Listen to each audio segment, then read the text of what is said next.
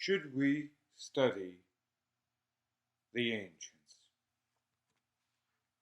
Should we bother studying the works that have been handed down to us from classical antiquity? Very often we hear that there is nothing to learn from the ancients. At best, we have things to learn about them. We can integrate the ancients in our vision of history or the story of mankind. Just as modern science integrates its early phases into new ones. There is, of course, a problem that modern science faces, which was highlighted by thinkers such as Edmund Husserl or even Kuhn, which is the problem of sedimentation.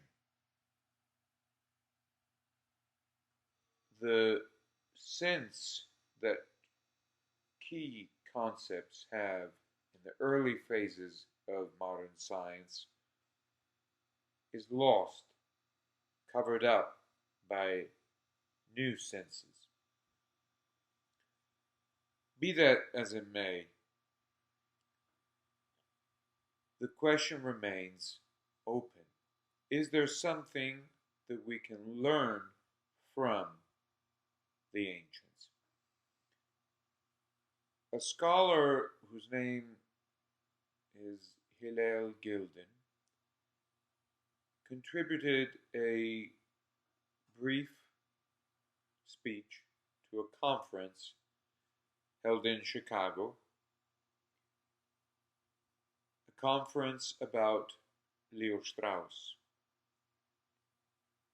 Hillel Gilden reflected on what Strauss thought we should retain from Plato. Plato is not classical antiquity as a whole, but he is representative of what we could call the wisdom of the ancients. And what Gilden points out is very simple and at the same time very important. He says, well, for Strauss, what we should retain and what Strauss retains from Plato, from his study of Plato, is recognition of the sacredness of common sense. There is something precious, irreducible, hidden in common sense. Now, if we consider the term common sense, sensus communis in Latin, we can see how important the Platonic lesson is. The sense that is common to all men is the imagination.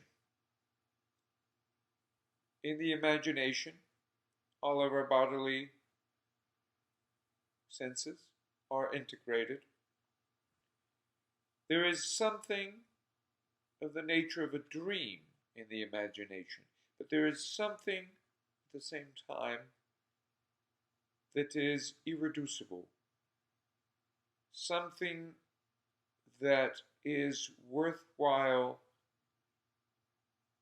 studying, examining, appreciating, discovering. This core, we might say, of the imagination is not the imagination as a whole. The imagination is a problem for man.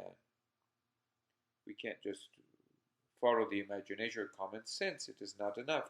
But if we do not go back to this faculty of man, faculty that we could even consider one of dreaming, as somehow containing an element of truth, then what do we have left? Well, modern man advances at first in the name of common sense, but then soon we find out that the discipline of modernity that we call science, and that at the beginning called itself Nuova Scienza, or New Science, or Natural Philosophy, but that in fact represents a revolution with respect to earlier science or philosophy, is destructive of the imagination. It feeds upon it, it obscures it, it destroys it. Why and how? Well, by denying, in effect, de facto, the element of the sacred in it. Consider, for instance, the way classical antiquity might consider our dreams. Do they somehow reflect truth? Well, we know of prophecy, of course, prophetic dreams. Even philosophers leave the door open, Aristotle, notably, certainly Cicero, to interpretation that is open to fundamental truths. What we have, truths about the world, about reality, what we have in modern interpretation of dreams, of course, is a reflection that goes back to the modern Cartesians' psychic makeup, our fears, our passions. Not truth per se, perhaps the truth about our fears, our passions, but not about the world as such. We don't learn about the world as such by interpreting dreams.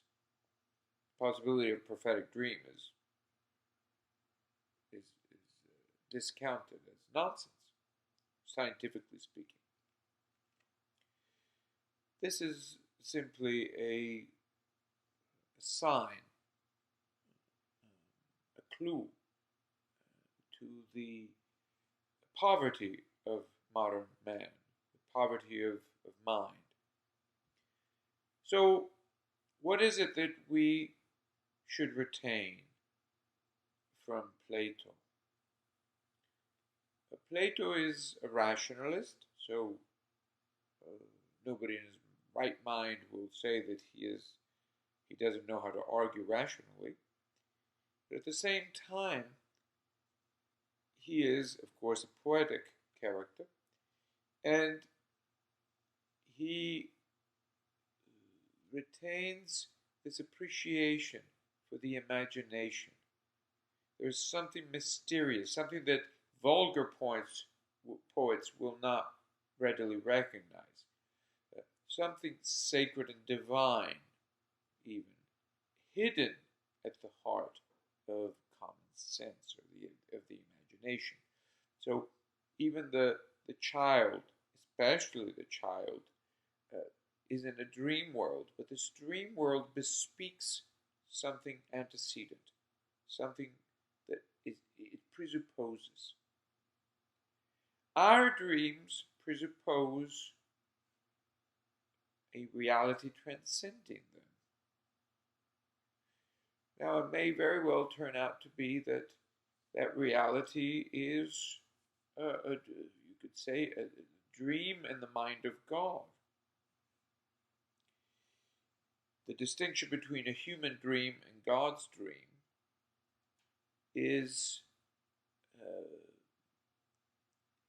reflected in the distinction between art and nature. There is a fine play by Shakespeare that develops this point. And at some point, I will have an article on this, perhaps, or I'll integrate this in a book. But um, here, um, let us just note that the Merchant of Venice,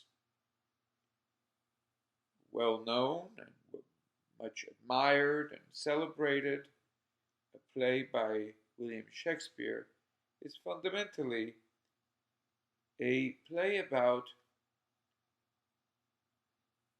the way out of the play. We find ourselves in a world that is somewhat of a dream, a theater, the theater of the world. How do we understand this theater? These characters are reflections of the author's mind. This is easy to understand in the case of Shakespeare. Modern man discounts the challenge, modern man as such, discounts the challenge of rising from within the play of life to the mind of that play. By the same token, he discounts the possibility of establishing or recovering a link, even an inalienable link, between the artist within nature and the artist of nature, and thus between man and God. This is no longer a scientific problem. It used to be a scientific problem. That problem was obscured in the name of establishing man in a world where he would no longer need or be, in fact,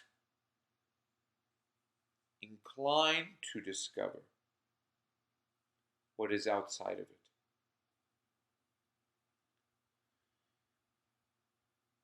For the ancients, we are not born to establish ourselves within the theater of the world.